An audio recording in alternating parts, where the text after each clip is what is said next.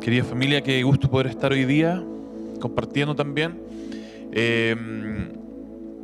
Y qué rico haber disfrutado también de nuestra querida Vani en adoración, en vivo. Eh, qué rico tiempo. Esta canción final es de mis favoritas. Y quisiera poder compartir, vamos a estar este mes de mayo compartiendo una serie de mensajes relacionados con este pasaje y algunas cosas más obviamente. Y quiero leerles un pasaje que está en Segunda de Pedro, capítulo 1, del versículo 3 al 11. Yo me voy a centrar en los primeros dos versículos de esto, pero voy a leer el pasaje completo, que dice así: Su divino poder, al darnos el conocimiento de aquel que nos llamó por su propia gloria y potencia, nos ha concedido todas las cosas que necesitamos para vivir como Dios manda. Así Dios nos ha entregado sus preciosas y magníficas promesas para que ustedes, luego de escapar de la corrupción que hay en el mundo debido a los malos deseos, lleguen a tener parte en la naturaleza divina. Precisamente por eso, esfuércense por añadir a su fe virtud, a su virtud entendimiento, al entendimiento dominio propio, al dominio propio constancia, a la constancia devoción a Dios, a la devoción a Dios afecto fraternal y al afecto fraternal amor. Porque estas cualidades, si abundan en ustedes, les harán crecer en el conocimiento de nuestro Señor Jesucristo y evitarán que sean inútiles e improductivos. En cambio, el que no las tiene es tan corto de vista que ya ni ve y se olvida de que ha sido limpiado de sus antiguos pecados. Por lo tanto, hermanos, esfuércense más todavía por asegurarse del llamado de Dios, que fue quien los eligió. Si hacen estas cosas, no caerán jamás y se les abrirán de par en par las puertas del reino eterno de nuestro Señor y Salvador Jesucristo. Tremendo pasaje. Y pido a Dios que nos puedas traer luz y claridad en lo que vamos a hablar hoy día y en lo que viene en las próximas semanas. Que podamos ser desafiados por ti en esto, papá. Amén. Quiero partir diciendo esto en realidad, que una vez que conocemos a Dios, todos aquellos que hemos comenzado un camino con Él, y una vez que entendemos en parte ya lo que significa Jesús y su obra en la cruz, va a venir un pensamiento también que va a cruzar por nuestra mente, por distintos motivos, quizá por gratitud, quizá por sentido de responsabilidad o de deber cristiano. Va a venir la idea y el pensamiento de que tenemos que vivir entonces una vida acorde a los valores del reino de Dios. Y para quienes llevamos cierto tiempo caminando con Dios, siendo parte del mundo cristiano, nos hemos dado cuenta que este tratar de tener una vida acorde a los valores del reino de Dios no es tan sencillo, no es tan simple como levantarnos un día y simplemente declararlo, levantarnos un día con más ánimo que el anterior y tener un poquito más de fuerza de voluntad y simplemente lanzarnos, pensando que hoy día venimos con las ganas, el power para poder hacerlo. Salir de un domingo o de un retiro con más ganas que nunca, diciendo y declarando y prometiéndole a Dios que vamos a cambiar todas las cosas, que vamos a ser completamente distintos, que nunca más vamos a hacer las cosas que hacíamos antes, para algún tiempo después darnos cuenta que sí, que hemos vuelto a hacer las mismas cosas que habíamos dicho que no haríamos. Siempre pienso que espero que Dios no tenga un cuaderno de todas las promesas que le he hecho y que nunca he cumplido, y que traté de cumplirlas y me duraron meses, quizá un par de años, y finalmente se me vinieron abajo, porque sería un libro donde serían quizá más las promesas no cumplidas que las cumplidas de mi parte hacia Él. Y cuando estaba preparando el mensaje me acordé de mis primeros tiempos como cristiano, cuando recién conocí a Dios, cuando recién me convertí, y hice un libro que era como un curso de discipulado que se llamaba A su imagen. Y este libro planteaba la idea de que nuestra tarea como hijos de Dios es volvernos a la imagen de Cristo, a su imagen. Y claro, yo feliz en ese minuto mi idea fue declararlo y románticamente decir, claro, yo voy a ser como tú y vamos con todo en esto. Y con el tiempo empecé a darme cuenta que mi carácter estaba bien lejos del carácter de Jesús, que habían así diferencias bastante brutales, que al principio pensé que no eran tantas, y después me di cuenta que sí. Y comencé a ver a Jesús y comencé a pensar y digo, no sé para cuándo voy a poder ser como Él, a su imagen. No sé cuándo voy a poder cumplir este libro, que lo hice, lo terminé y que ahora estoy tratando de enseñárselos a otros, porque me daba cuenta que mi carácter era demasiado, demasiado distinto a lo que veía también de Jesús en la Biblia.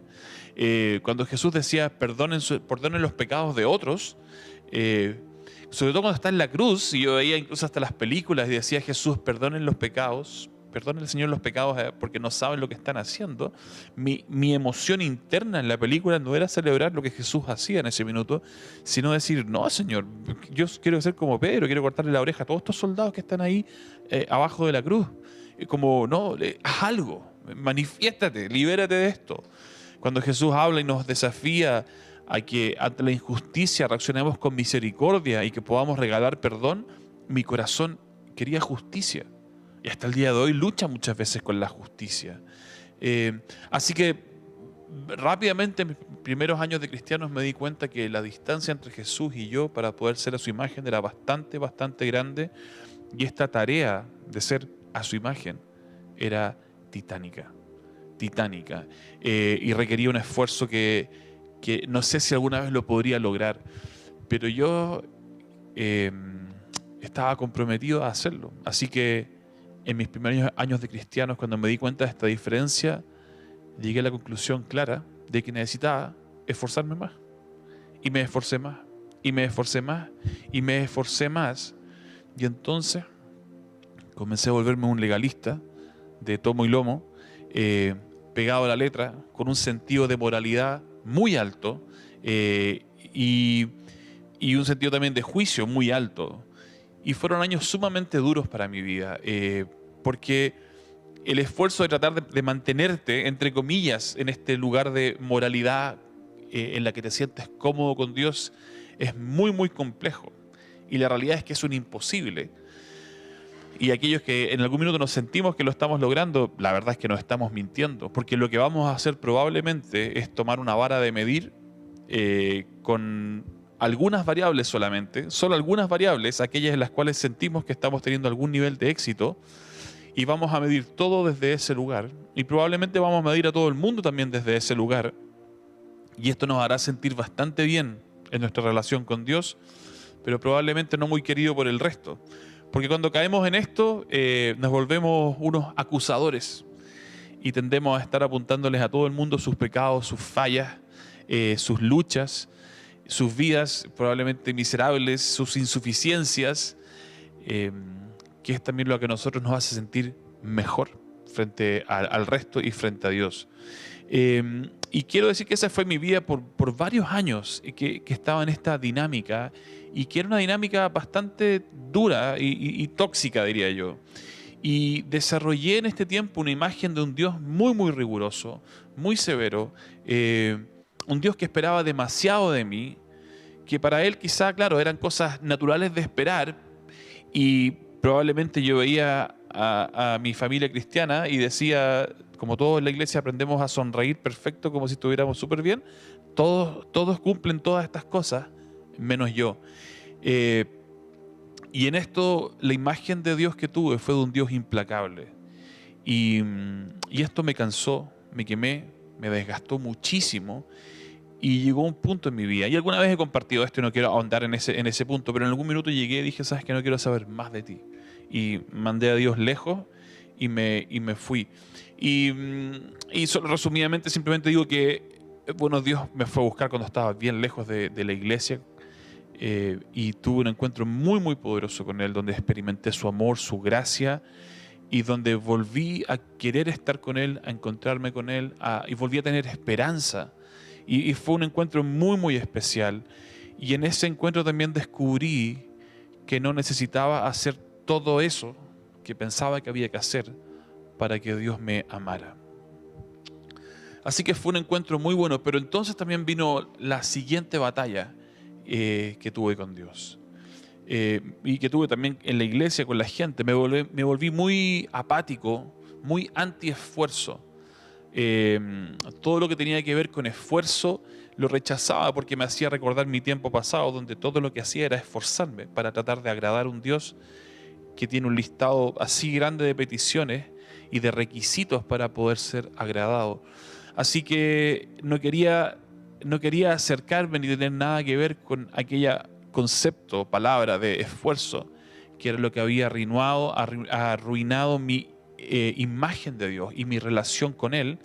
La imagen que tenía de este Padre en ese tiempo versus la que tenía ahora. Y entonces un pasaje como este, que está en Segunda de Pedro, esto es toda una introducción para llegar a esto, me generó muchísimo ruido, porque parte en el versículo diciendo, en el versículo 5, precisamente por eso, esfuércense. Y ese esfuércense me generaba mucho temor, y como de voy a volver entonces a la vida anterior. Siempre he dicho que todo lo que huele a sudor huele a peligro. Es cuando queremos tratar de hacer cosas para Dios, a ver si desde ese lugar encontramos aceptación en Él, se vuelve muy peligroso. Y este pasaje partía hablando de esto. Por eso, precisamente por eso, y me encanta cuando dice precisamente por eso, por lo que viene anteriormente, esfuércense. Esfuércense por añadir a su fe virtud. Y la palabra virtud apunta a excelencia moral. O sea, más me cargaba este pasaje todavía. Excelencia moral. A su virtud, entendimiento. Al entendimiento, dominio propio. Al dominio propio, constancia. A la constancia, devoción a Dios. A la devoción a Dios, afecto fraternal. Y al afecto fraternal, amor. Es un listado de peticiones de las cuales me siento muy bajo.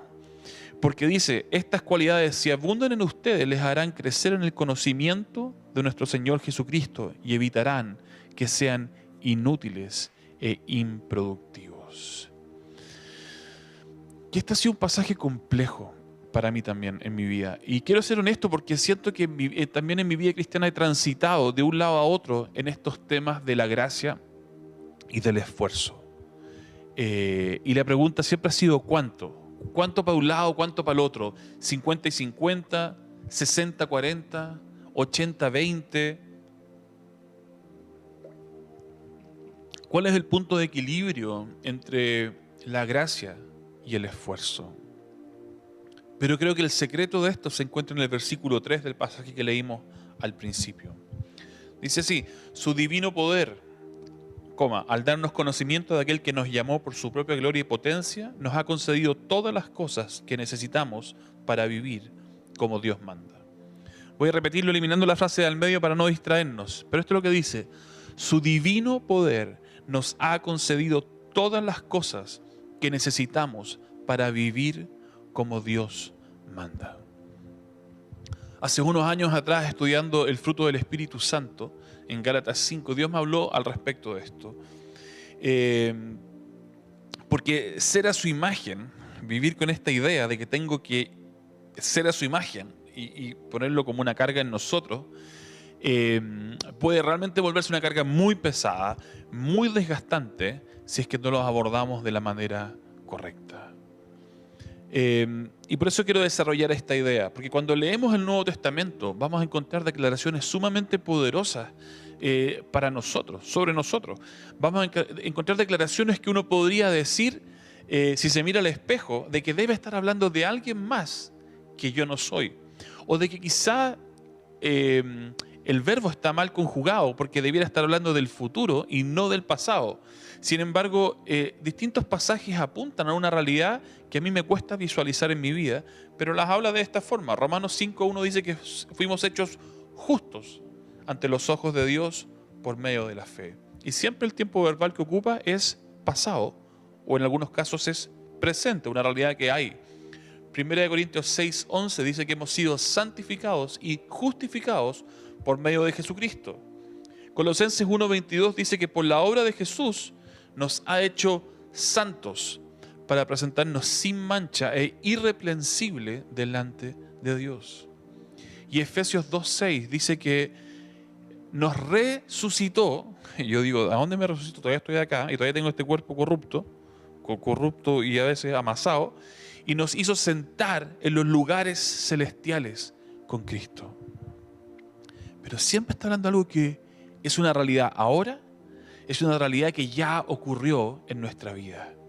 Por medio de Jesús tenemos todas estas cosas. Y son declaraciones muy fuertes sobre nosotros, muy absolutas, pero que me cuesta encontrarlas cuando me miro al espejo. Justo, santo, resucitado, sentado en lugares celestiales. Entonces, me encanta cuando hace un tiempo atrás estaba leyendo en Primera de Juan, el capítulo 3, y dice algo que encuentro hermoso. Qué gran amor nos ha dado Dios de ser llamados hijos de Dios. Así parte con esa frase, qué rico es ser llamados hijos de Dios. Pero luego Juan dice, y lo somos. Y hace una declaración sumamente tajante, con un signo de exclamación, y lo somos. No solamente somos llamados hijos de Dios, somos hijos de Dios. Pero el siguiente versículo dice, aunque aún no se ha manifestado toda esa realidad, aunque aún no se ha manifestado todo lo que significa ser un hijo de Dios, todo lo que implica ser un hijo de Dios, pero somos sus hijos. Si puede que todavía no veamos toda esta manifestación, pero eso no significa que no lo seamos. Y no significa que vamos en vías de ser su hijo. No significa que somos un poquito de hijos. Siempre me acuerdo cuando Roger contaba que una mujer del grupo de jóvenes le vino a decir, pastor, súper complicada, le dijo, pastor, parece que estoy un poquito embarazada. Un poquito embarazada, le dice. Y Roger le dice, oye, no. O estás o no estás, pero un poquito no se está. Se está completamente. Y siempre cuando Roger contaba ese ejemplo pensaba, a veces pensamos que somos un poco cristianos. Y estamos en un proceso de construirnos para ser más cristianos. Y es como un poco hijos de Dios, chiquititos, hijitos, pero en camino a. Somos la H de hijos de Dios. Pero no. Pablo es muy claro en decir que lo somos. No solo somos llamados, somos sus hijos. Aún cuando tú no veas todo lo que implica ser un hijo de Dios, eso no quita la realidad. Y conversaba con Katy y le decía esto. Yo recuerdo cuando recién supimos que íbamos a ser papá de Emilia, la primera, y para Katy en ese minuto su vida cambió completamente cuando supo. No había nada, no había guatita, no había ninguna sensación, ninguna experiencia todavía con la Emi. Ni siquiera teníamos nombre, pero la Katy a partir de ese minuto fue mamá. Y yo me demoré varios meses todavía en ser papá. Y fue cuando vino el parto, que por primera vez la tuve en mi brazo, que comenzó mi proceso de ser papá también, de sentirme papá. Y creo que a veces pasa esto también, que efectivamente aún no hay una manifestación total para ella de que está su hija acá, de que le está pegando patas. Todavía no existía nada de eso. Como decía, ni siquiera había un nombre y ya ella sabía que esta era su realidad. Era mamá. Nosotros los hijos de Dios puede que aún no tengamos toda esta manifestación en nuestra vida porque probablemente está adentro gestándose, pero no significa que no lo seamos. Y así entiendo cuando Dios declara en la Biblia que somos santos y que somos justos y que estamos sentados en los lugares celestiales con Cristo. Hay una verdad que es absoluta sobre nosotros, aún cuando no se ha manifestado completamente en tu vida. Entonces el versículo 3 dice esto: su divino poder nos ha concedido todas las cosas que necesitamos para vivir como Dios manda, aún cuando aún no lo veamos y no nos demos cuenta que efectivamente su poder, Dios mismo, nos ha concedido todas las cosas para vivir una vida como Dios manda. Y yo estoy convencido, y convencido a través de la palabra, que Dios ha depositado en nosotros una espiritualidad para vivir una vida como Dios manda. Y como dice el versículo 4, y entonces escapar de la corrupción que hay en este mundo y para así llegar a tener parte en la naturaleza divina. no tenemos una porción del Espíritu Santo, sino que lo tenemos a Él completamente en nosotros. Eso no significa que todos escuchamos a Dios de la misma forma, o que todos caminamos con la misma conciencia de Dios, o que Siri me está hablando, o que todos experimentemos su presencia de la misma manera. En este proceso de vida, cada uno está en un lugar distinto a la hora de que esta realidad de la que Pedro nos está hablando, o de la que Pablo también nos habla, se haga más y más manifiesta en nuestra vida. Pero todos hemos recibido el Espíritu Santo en nuestras vidas de manera completa. Todos hemos recibido todo lo que necesitamos para vivir una vida como Dios manda. ¿Dónde estás hoy día? ¿En qué parte del proceso? Eso va a ser distinto. Pero que aún no veas la manifestación completa de aquello, no significa que esto no sea una realidad en tu vida. Y esto es algo clave para nuestra vida cristiana. Porque es muy distinto vivir una vida para alcanzar algo que no tienes, que vivir una vida para liberar algo que ya está dentro de ti. Es muy distinto esforzarte y desgastarte por algo que no sabes si alguna vez podrás tener o llevar o alcanzar, sino que invertir tu vida en cultivar algo que ya está dentro de ti y que necesita ser liberado. Aquí el paradigma cambia completamente, porque es desgastante la búsqueda de algo y no sé si alguna vez podré llegar a ser de esa forma, y no sé si en realidad podré ser como Jesús, y no sé si podré hacer todas estas cosas porque no lo tengo en mí. Y tengo que construirlo, y tengo que esforzarme, y tengo que hacer tantas cosas para llegar a ser como aquella persona de la iglesia que sí las tiene. Pero yo no sé si alguna vez podré tener lo que Él tiene. En vez de entender que todo lo que necesitamos para vivir una vida como Dios manda ya ha sido depositado dentro de nosotros. Y entonces el trabajo ya no se trata de ir a buscar lo que no hay, sino de cultivar lo que Él ya ha depositado dentro de ti para que esto crezca y genere y dé fruto en tu vida. Entonces, con este paradigma, el esfuerzo cobra mucho sentido. No es alcanzar lo que no tienes y sentirme miserable por no tenerlo, sino invertir y cultivar aquello que ya está dentro de mí. Entonces ya no estoy sintiéndome miserable delante de Dios porque no podré agradarlo, porque no tengo lo que Él valora, sino que entiendo que a Él le agrada quien soy, porque ha depositado todas esas cosas dentro de mí. Y soy su hijo, y mi genética ha sido transformada, y mi esencia ha sido cambiada, y soy su hijo, y todo lo que ve en mí, para Él es precioso. Aún cuando muchas cosas que está viendo son semillas o son pequeños brotes de lo que Él ha depositado. Y entonces la inversión cobra un sentido completamente distinto y el esfuerzo cobra un sentido completamente distinto. Porque ya la pregunta no es si alguna vez podría ser de esta forma, sino cuándo va a hacer que se manifieste aquello que Dios ya depositó en mí. ¿Cuándo será el momento en que esto pueda salir afuera? Y entonces desde ese lugar el esfuerzo vale cada segundo, cada minuto invertido. Pero lo que hacemos entonces es invertir nuestra vida en el lugar correcto. Es esforzarnos de la manera correcta. Decía antes que había estado hace unos años atrás estudiando el fruto del Espíritu Santo. Y fue cuando estaba en medio de esto que Dios comenzó a hablarme de esto. El fruto del Espíritu es amor, gozo, paz, paciencia, benignidad, bondad, fe, mansedumbre, templanza. Y este es el fruto del Espíritu. Ojo que es el fruto y no los frutos, como a veces lo decimos, porque es un solo fruto que se manifiesta de todas estas formas. Pero este es el fruto del Espíritu. ¿Y dónde está el Espíritu? Dentro de cada cristiano. Ahí está el fruto del Espíritu. Y entonces, ¿cómo crece un fruto una vez que es plantado? ¿Qué hay que hacer?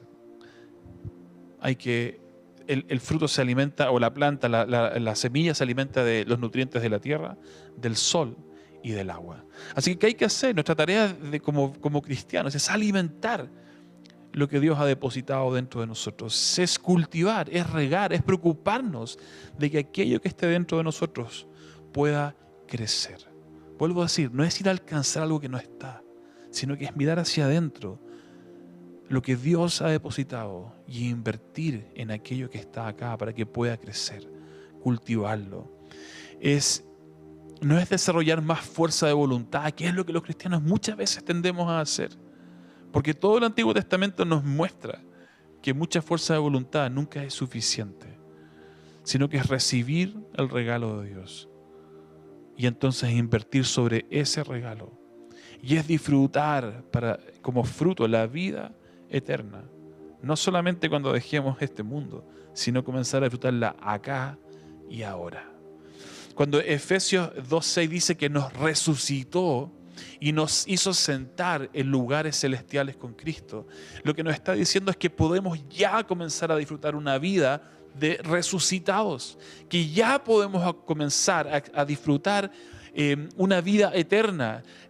Los poderes de la vida venidera podemos ahora comenzar a disfrutarlos acá en la tierra. No necesitamos esperar, dejar este mundo, esta vida, este cuerpo incluso para poder disfrutarlo, sino que hoy podemos disfrutarlo. Y por eso vemos que Jesús hacía tantas cosas que eran increíbles, que causaban tanto asombro en las personas. Y por eso los seguían multitudes y por eso su fama le precedía, y donde él iba ya todos estaban hablando de él, y por eso había masas de personas que lo seguían, porque todo lo que él hacía era algo que no era esperado verlo en este mundo, sino en el mundo venidero.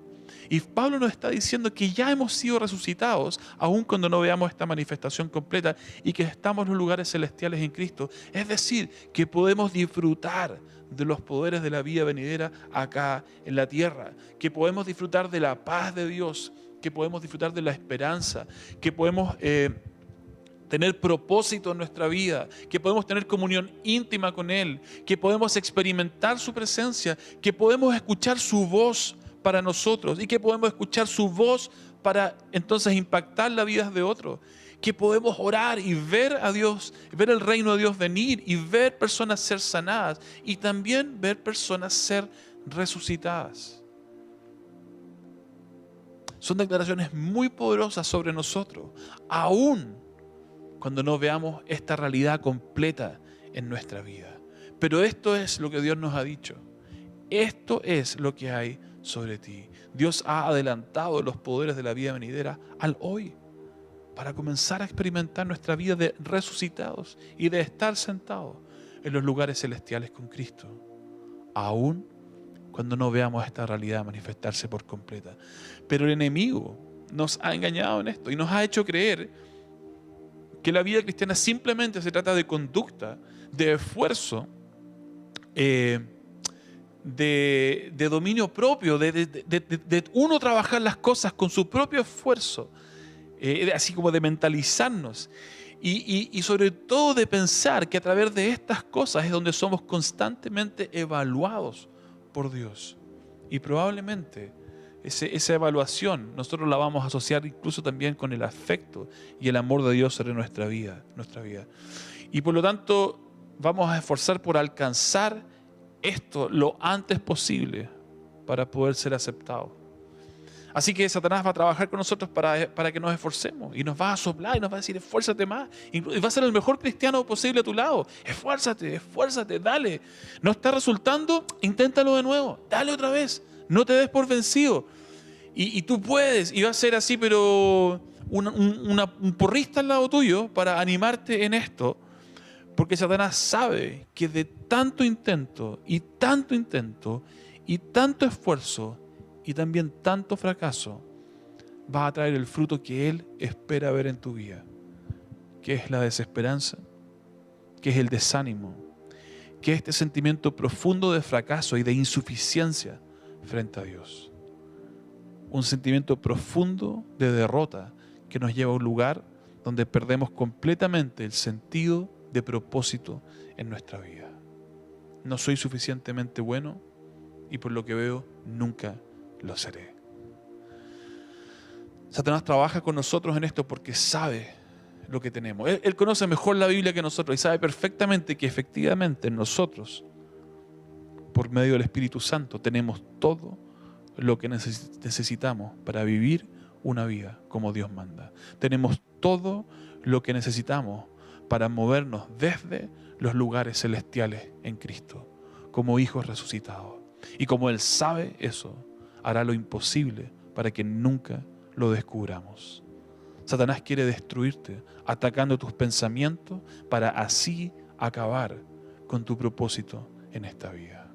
Porque qué difícil, qué desgastante y qué frustrante es intentar una y otra vez alcanzar algo que no tienes para agradar a Dios. En vez de descubrir que aquello ya está y que solo necesita ser regado y cultivado para que comience a dar fruto en tu vida. Y aquí quiero ir cerrando, para no alargarme. ¿Cómo cultivamos esto? ¿Cómo regamos aquello que Dios ha depositado? ¿Cómo cultivamos una vida cristiana? ¿Cómo cultivamos una vida cristiana con carácter cristiano? ¿Cómo hacemos para ser transformados y que nuestra vida dé frutos? Como dice Mateo, frutos de arrepentimiento. ¿Cómo lo hacemos? Y voy a decir esto, no es gratis.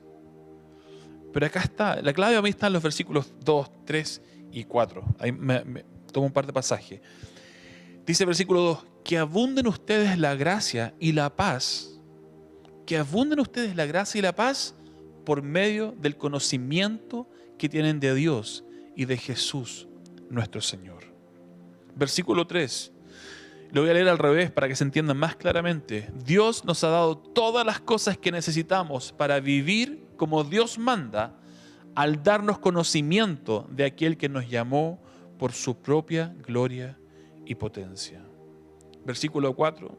Así Dios nos ha entregado sus preciosas y magníficas promesas para que ustedes, luego de escapar de la corrupción que hay en el mundo debido a los malos deseos, lleguen a tener parte en la naturaleza divina.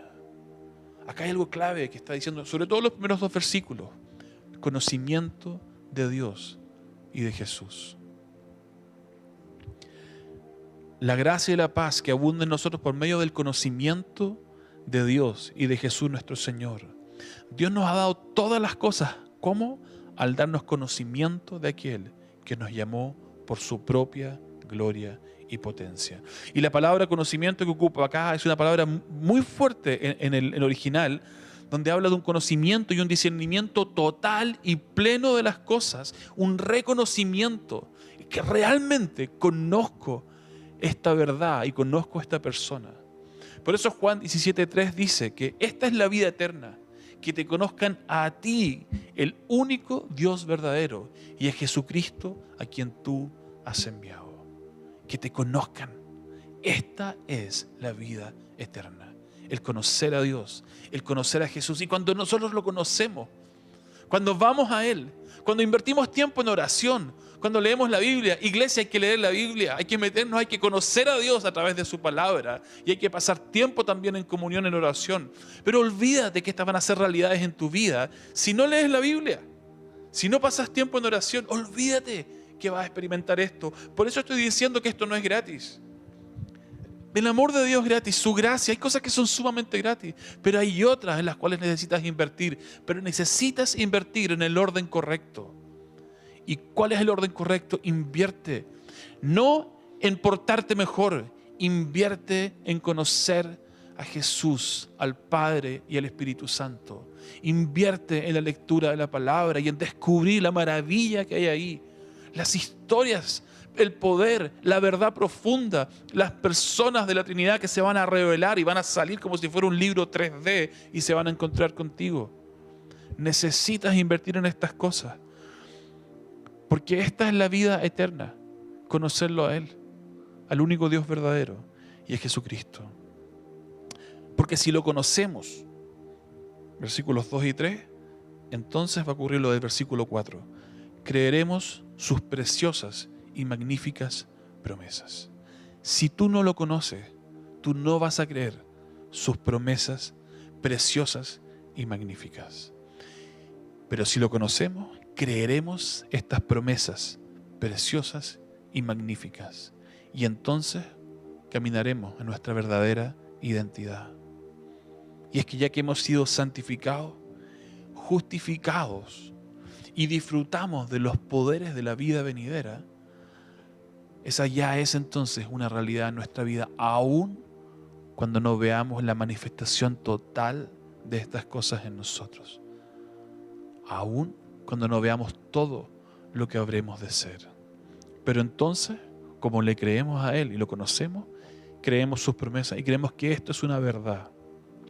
Aún cuando tenemos oraciones con éxito y oraciones sin éxito, nos mantenemos y seguimos caminando en sus promesas, porque lo conocemos y entonces le creemos.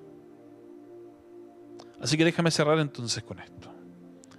Y retomo el pasaje que está acá en 2 de Pedro.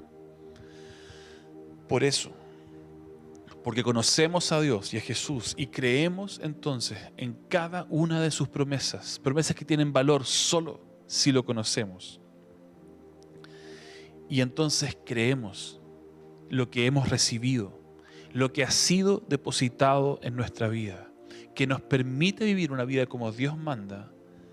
Precisamente por eso, esforcémonos por añadir a nuestra fe virtud, y a nuestra virtud entendimiento, y al entendimiento dominio propio, y al dominio propio constancia, y a la constancia devoción a Dios, y a la devoción a Dios afecto fraternal, y al afecto fraternal amor.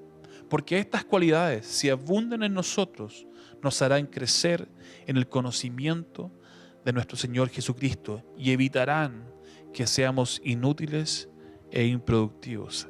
Qué fuerte esa parte. En cambio, el que no las tiene es tan corto de vista que ya ni ve y se olvida de que ha sido limpiado de sus antiguos pecados. Por lo tanto, hermanos, esfuércense más todavía por asegurarse del llamado de Dios, que fue quien los eligió. Si hacen estas cosas, no caerán jamás y se les abrirán de par en par las puertas del reino eterno de nuestro Señor y Salvador Jesucristo. Iglesia, ¿quieres ver las puertas del reino abiertas de par en par? Entonces esfuérzate e invierte en el lugar correcto. Invierte en tu relación con Dios. Invierte en el conocimiento del Padre, del Hijo y del Espíritu Santo. Gasta tiempo, gasta tus ojos en leer la palabra. Gasta tiempo en pasar tiempo con Dios, con el Padre, con el Hijo, con el Espíritu Santo. Invierte tu vida en estas cosas para que entonces comience a salir de ti y a dar fruto, no a alcanzar algo que no está. Soy repitente en esto para volver a decirlo, sino que comience entonces desde dentro de ti a dar fruto, aquello que Dios ha depositado. Me encantó la semana pasada cuando el Ale compartió y dijo que Jesús tenía un grupo gigante de seguidores, pero tenía intimidad con un grupo más reducido, que eran sus discípulos. Y para ser un discípulo hay que dejarse discipular. Yo te digo hoy que el Espíritu Santo quiere discipularte y quiere trabajar en tu vida y quiere guiarte. Y también probablemente va a poner personas a tu lado. Quizás esas personas no caminan sobre el agua, no son perfectas, no son personas que nunca van a fallar, pero son personas que necesitas también para ser discipulado, para escuchar a otros, para ser animado, para ser desafiado. Porque esto es lo que Dios va a hacer contigo, te va a estirar, te va a desafiar, te va a llevar a lugares también que son complejos de abrazar, simplemente para que entonces comience dentro de ti a crecer aquello que Él ha puesto. Así que, iglesia, te desafío a esto, a querer más de lo que hoy tienes en tu vida, a ir por más. Porque cuando esto ocurre, es también una señal de que reconocemos que somos sus hijos, hijos de este Rey. Y entonces queremos movernos conforme a esta familia. Descubrimos y reconocemos que hay una nueva genética en nosotros, y es la genética del reino de Dios. Y fuimos creados y diseñados para cosas grandes. Fuimos creados y diseñados para caminar como Jesús y hacer las mismas cosas que Él hacía y aún mayores, como Él nos los dijo hace 2000 años atrás.